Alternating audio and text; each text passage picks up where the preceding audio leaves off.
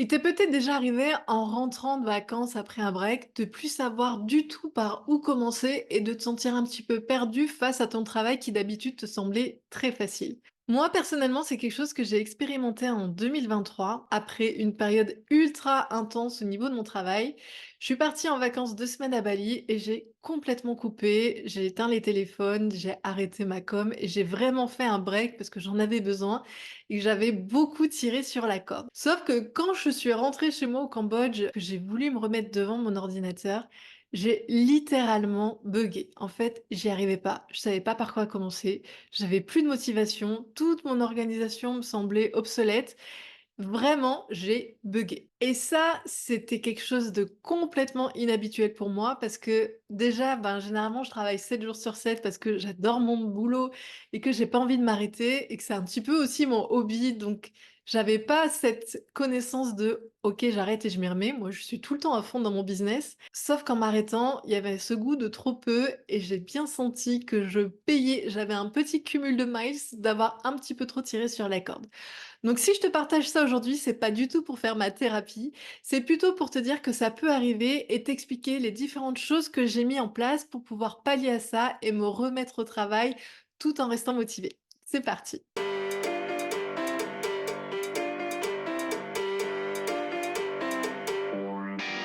L'entrepreneuriat, c'est quelque chose d'exigeant, qui demande beaucoup de discipline et on a tous à un moment ou un autre, un moment de moins bien. Notamment quand tu pars en vacances et que tu reviens dans ton travail, ça peut arriver que tu sois plus motivé, que tu aies plus envie, que tu remettes en doute toute ton existence et que tu te poses beaucoup de questions.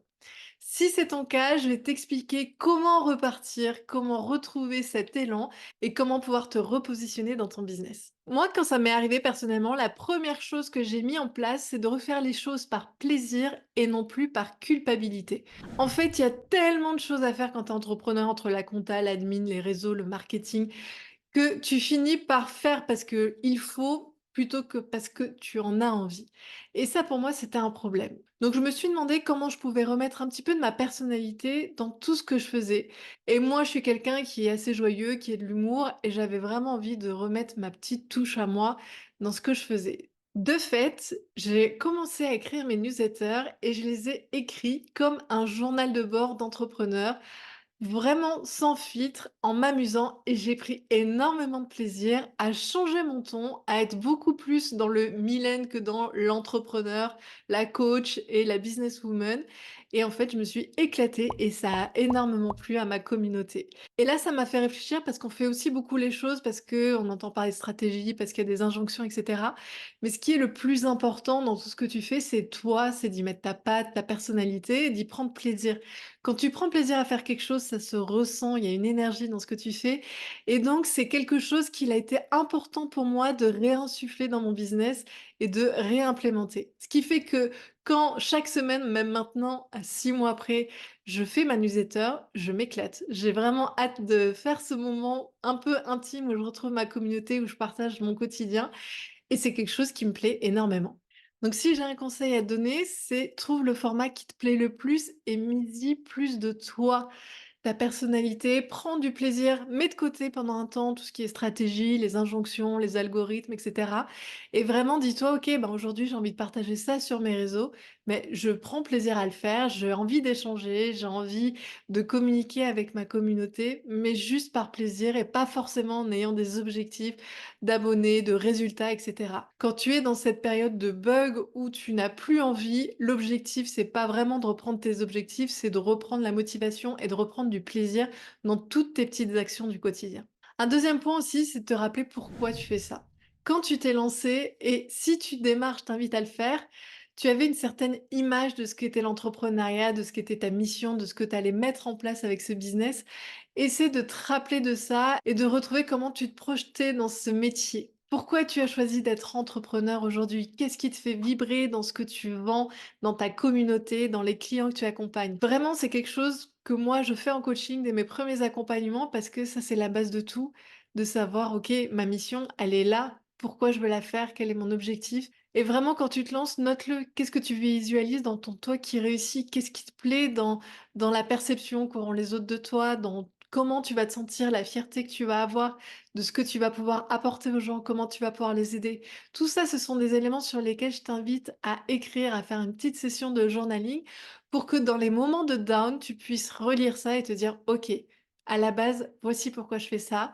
En ce moment, c'est peut-être un petit peu compliqué, mais j'ai vraiment envie d'y arriver. Donc, je vais tout faire pour m'en donner les moyens. Ensuite, refais aussi un point sur tes objectifs, c'est-à-dire que parfois, on met en place des actions, on insiste sur ces actions, elles ne fonctionnent pas, mais on est tellement dans notre tunnel qu'on va itérer à fond et sans forcément améliorer. Des fois, ça fait du bien de se dire, OK, on fait une pause, je vais refaire un point sur mes objectifs, où est-ce que j'en suis, qu'est-ce que j'ai déjà accompli, qu'est-ce qui est bien, qu'est-ce qui est moins bien, qu'est-ce qui me plaît, et à partir de là, repartir sur de nouveaux objectifs, de nouvelles actions, en se donnant un nouvel élan pour la suite. Ça, moi, je le fais souvent, même un petit peu trop peut-être, mais toutes les semaines, tous les dimanches, je fais un point sur mes objectifs. Tous les mois, tous les trimestres, tous les ans. Alors bien sûr, au niveau micro et macro, suivant la périodicité, mais en fait, ça me permet aussi de dire, OK, je me mets en dehors de mon business, où est-ce que j'en suis à l'instant T? Et là, tu verras que le fait d'avoir fait un break et en plus après de te reposer les bonnes questions pour ton business, ça va aussi te donner un nouvel élan pour repartir. Un autre point qui, moi, m'a beaucoup aidé, qui va peut-être te surprendre, mais en tout cas, moi, ça m'a enlevé une énorme charge mentale, c'est de faire le ménage. Alors, je te dis pas de faire le ménage chez toi, c'est bien, ça détend peut-être, mais de faire le ménage dans tout ton univers numérique. Tu accumules énormément de fichiers, de dossiers, de mails, de photos et au bout d'un moment, ça aussi, tu te sens un petit peu dépassé, tu en as de partout, tu sais pas où trouver les infos et ça te freine aussi dans ton ascension et dans ton travail. Donc moi, il y a 5 points sur lesquels je fais attention de faire le ménage régulièrement. Le premier, c'est ma boîte email. Avant de le faire, franchement, j'avais des emails qui dataient d'au moins il y a 5 ans, qui n'avaient aucun intérêt, qui étaient pour mon ancien job. Donc là, important, tu fais le ménage.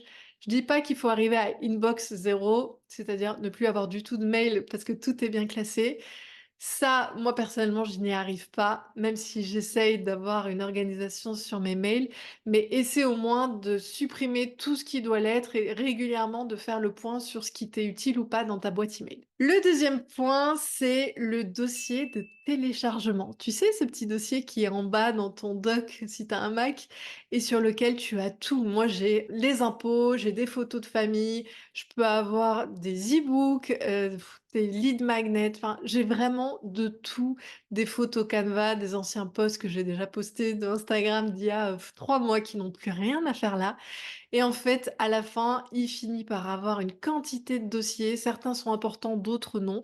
Donc là, c'est pareil. J'essaie une fois par semaine de faire un point là-dedans, de faire le ménage et de garder que ce qui est vraiment essentiel. Mais quoi qu'il en soit, j'essaie de classer soit dans mon Google Drive, soit de supprimer si ça n'a pas raison d'être. Si tu as un gestionnaire de tâches aussi de type ClickUp ou Notion, il y a certainement des tâches dessus qui sont agonisantes et qui n'ont plus lieu d'être, qui demandent juste à être libérées.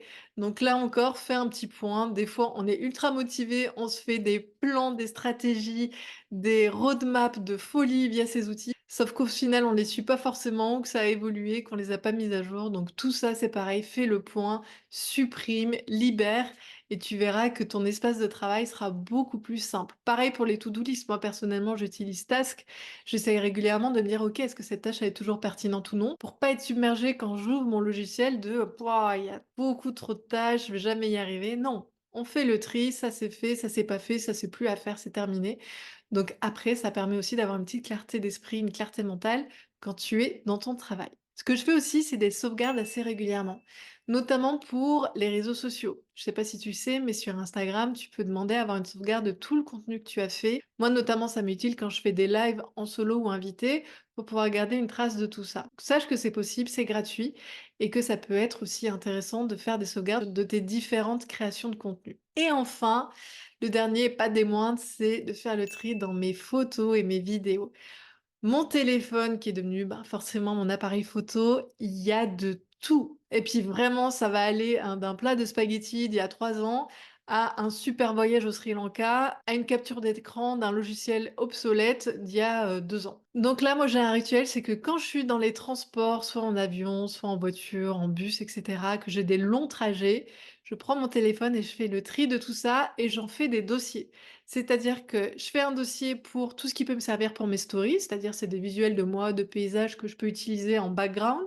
Soit c'est des vidéos et auquel cas je m'en sers pour faire des réels parce que des fois on a une quantité impressionnante de contenu inestimé sur notre téléphone qu'on n'a pas sauvegardé ou qu'on n'a pas identifié. Donc moi j'ai un dossier où toutes les vidéos qui peuvent servir pour des réels sont ici, sont stockées et sont donc facilement utilisables. Et ensuite tout ce que je veux conserver, des souvenirs de voyages, de famille, etc. Je le mets dans mon Google Photos, dans mon Google Drive pour pouvoir les stocker. Et à partir de là, ce sera aussi beaucoup plus simple pour créer ton contenu, surtout si tu es sur les réseaux comme Instagram, pour pouvoir ensuite avoir des dossiers où tout est bien rangé, tout est bien calé et c'est hyper satisfaisant. Un autre point aussi qui est important, c'est de prendre le temps de se réorganiser. Si après un break où tu te sens vraiment dépassé, tu sens qu'il y a ce petit goût de pas assez et que tu te remets à fond dans ton business sans prendre le temps de dire: «OK, où est-ce que j'en suis? Est-ce que ça répond mes objectifs? Est-ce que ça nourrit ma mission? Est-ce que ce que je fais me plaît?» Enfin, sans faire un petit peu ce bilan et cette introspection pour mieux repartir, tu risques de pas tenir sur la longueur et de vraiment perdre goût à ton business. Donc prends aussi le temps. Certains ont besoin de plus de temps que d'autres et c'est complètement OK. Mais si au début, tu pas prête à reprendre vraiment d'aplomb, fais-toi des petites sessions de travail, essaie de faire un peu plus de pause et de faire une reprise progressive pour pouvoir, sur le long terme, vraiment repartir et avoir une routine de vie beaucoup plus saine et d'apprendre de tes erreurs. Si tu t'es mis dans ces états-là, c'est peut-être que tu as fait 70 heures par semaine, que ça te convient pas, que tu as un stress, que tu as pas de résultats, que tu as pas un cadre qui te motive, qui te stimule, qui te comprend, une écoute, et cetera. Donc essaie d'identifier aussi tous les petits symptômes qui font qu'aujourd'hui tu bloques, tu bugs pour pouvoir ensuite te sentir beaucoup plus sereine dans ton activité. J'espère que cette vidéo t'a plu. N'hésite pas à me dire en commentaire si ça t'est déjà arrivé, toi, quels sont tes process pour pouvoir pallier à ce genre de situation. Si ça t'a plu, n'hésite pas également à t'abonner pour pouvoir être informé des prochaines vidéos. Et en attendant, on se retrouve vendredi pour aborder un nouveau sujet sur l'entrepreneuriat, la productivité et le business en ligne.